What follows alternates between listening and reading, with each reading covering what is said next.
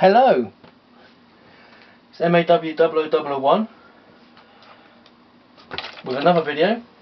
Right, let's get myself sorted out here. This one is all the pickups that I've had in recent weeks, mostly from eBay, good old friend eBay, and there's some, I think, pretty good comics in this actually. Starting off with, let's have a look,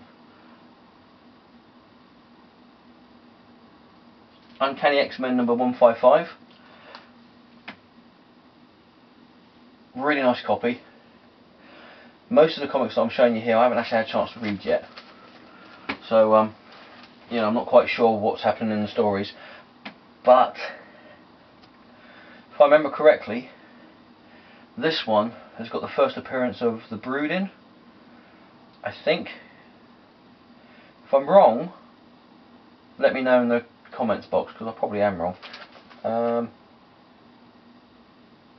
I've got X-Men 154 as well, so I can't remember, I couldn't remember if it was this one or 155 that has the first appearance of the Brood in, if even at all. So like I said, if I'm wrong on anything on these comics, please comment on these comics, comment below and let us know, because you know, it's the only way I'm going to learn. Yeah, both of them really good quality copies, fairly, you know, decently priced as well that I picked them up for on eBay. And this one I'm really proud of getting, and I got it for pretty cheap as well. Really proud. It is Uncanny X-Men number 136.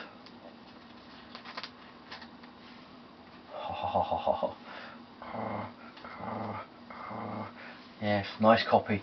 Yes. When I picked it up off of eBay, it was put up as a fine minus, and getting it and reading it, I would say it is a much better quality copy than that. I'm not a grader, obviously. I don't really know, but to me this doesn't look like a fine minus. This looks like a very fine plus. You know, I hardly paid anything for it, which I was pretty happy with.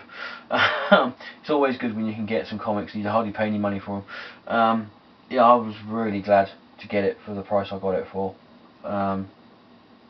You see this one going for silly money on eBay, and I was really chuffed. And as well as that, it's also the American version, which is even better, because a lot of the versions I've seen on eBay have been the British pence variant version, and they want crazy money for them on there, I'll tell you. So yeah, really happy with that one. Next up, we have from 1973, we have Supergirl number 7. And the main reason I got this was because of the Zatanna appearance in it. I am a pretty big fan of Zatanna. I think I've got most of her appearances in comic books. Really enjoyed the ongoing series that they had of the character.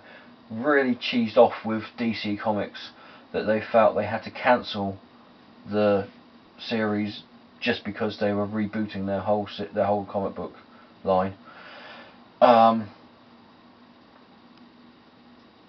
Buying Justice League Dark, not just because Zatanna's in it, but it is a bonus. Justice League Dark is a good comic to read, but the fact that Zatanna's in it as well is a bonus. She's one of those characters that I think is sorely underrated in the DC universe, and I think unless you've got a female character like Wonder Woman or Catwoman, most female characters in the DC universe are underrated for their, you know, their stories and that.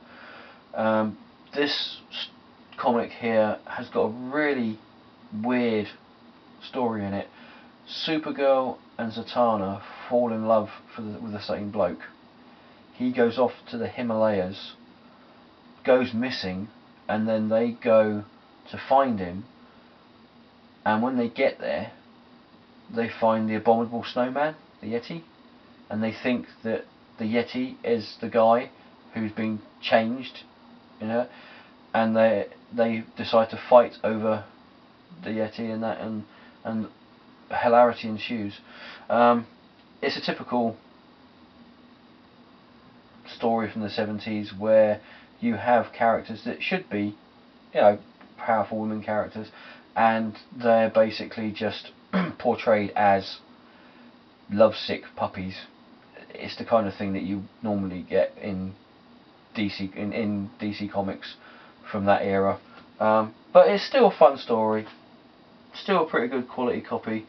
You've got the pence stamp, the price stamp on there, which was at the time as well, which obviously, you know, in those days they didn't understand what collecting comics meant. You know, comics were for kids, so, you know, but it's still a pretty good copy, still an interesting read. Next we have, again from 1973, is Strange Adventures number 242 with Adam Strange in it, and I think this is a classic cover with Adam Strange. Now,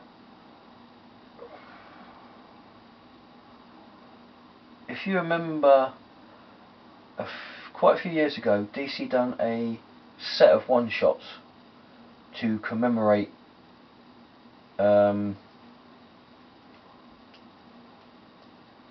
I can't remember his name. Oh, my mind's gone blank. See, this is why people, before they do videos on YouTube, they need to really write down footnotes and that for their videos. DC done a set of 5-issue one-shots to commemorate, if that's really the right word, the passing of one of their editors, really well-known editor, so well-known that his name has completely slipped my mind, and I can hear you all shouting his name out there now, calling me all the names under the sun because I've forgotten his name. But this cover and the story inside was actually reproduced as one of the one-shots and that. It's a classic cover, really nice story. The quality of the comic is pretty good.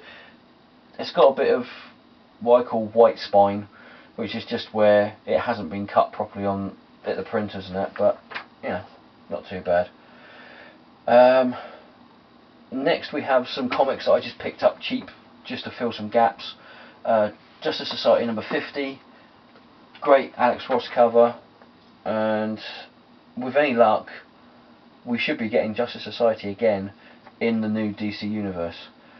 I am really not happy with DC because they wiped the Justice Society from history, but supposedly Didio has gone on record as saying that the Justice Society will be back on Earth 2 again. So yeah, we'll see. You know, we know what Dan Didio's like for saying these things and not following through with them. Next we have Weird Worlds number 2, which has got Lobo, character Indigo, which is there, and the character down there is Garbage Man, who's like a Swamp Thing character. So, you know, DC's also got a new miniseries out called My Greatest Adventures, and it's got the characters of Garbage Man and Indigo in it again, and it's also got Robot Man in it as well, which is a nice miniseries to have. And we've also got JSA All Stars number 17, which the series JSA All Stars probably should have been a pretty good series, but I don't know, I think they just overdid themselves, they overstretched themselves with the Justice Society, I think, with this one. But yeah, interesting story. The character in the middle there has said that he's a time displaced hero, and that's why the rest of the superheroes don't remember him. And a bit like the character Triumph that was around about the time that DC had 0 Hour. Yeah. But yeah, those three were just to end, you know, fill up gaps in my collections of Justice Society of America, Weird Worlds, and JSA All Stars that I didn't get a chance to finish the series because, you know, financial constraints and that, other comics were coming out that I wanted to read, and I couldn't get every comic in the world. As much as I would love to be able to get every comic in the world. Oh, wouldn't that be great? Oh dear. Anyway, right, hands up who likes The Simpsons. Yeah, come on, don't be shy. I'm putting my hand up as well. Let's see, there goes my hand up. This is the... Well, I'll show it to you actually. It's Radioactive Man. This is number 1000, and anybody who has ever watched The Simpsons will know that Radioactive Man is Bart Simpson's favourite comic book character. And Bongo Comics in the, I think about early 90s, I think it was 93 something, they brought out a miniseries, a 6-issue miniseries of Radioactive Man. And it started off with issue 1, which is usually a good place to start off a miniseries. But the following issues, sorry, the following issues didn't run in numerical order. Issue 1 was issue 1. Issue 2 was, I think, something like issue 57. And issue 3 was issue 100 and something, and so on and so forth. This is the last issue, which is issue 1000.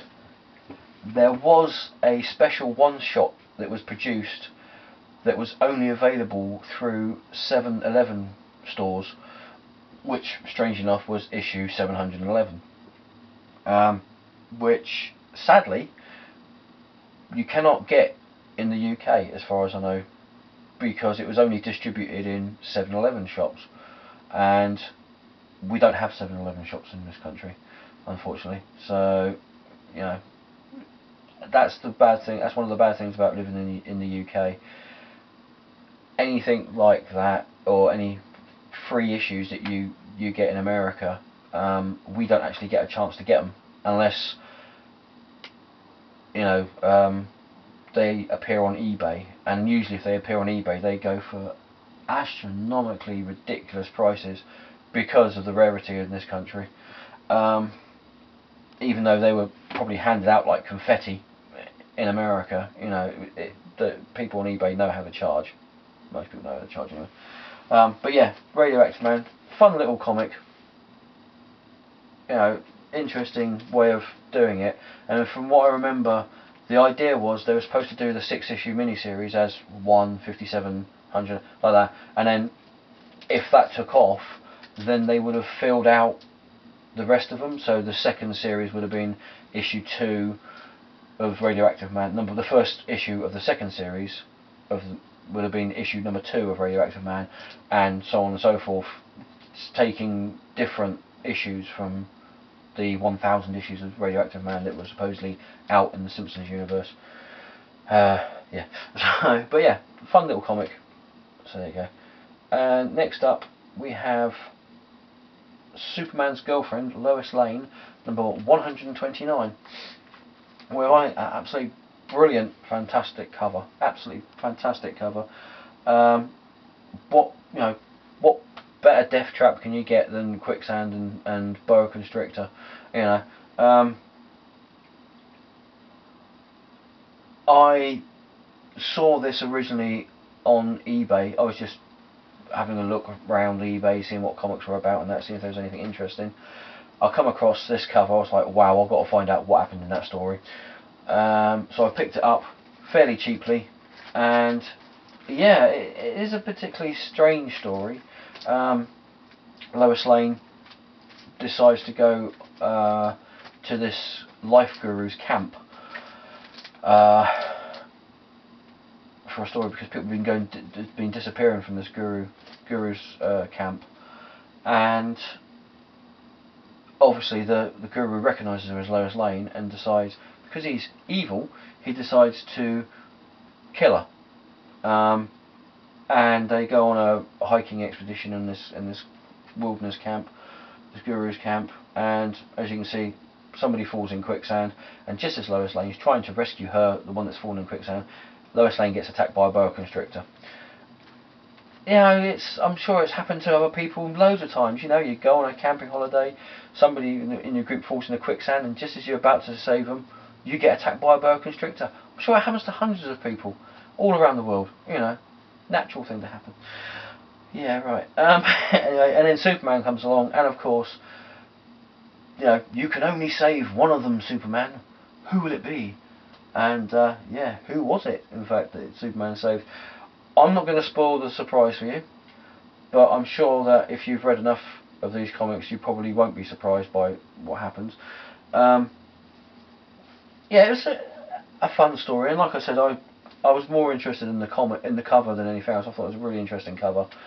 Again, the price stamp on it, but I can look past those sort of things. This next and final comic that I have here for this video, this is a coup. This is just, I couldn't believe I picked this up for the price I picked it up at.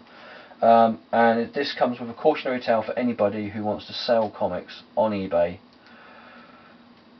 and make money from selling comics on eBay. Alright. I have in my hands a copy of Avengers Annual. Drum roll, please.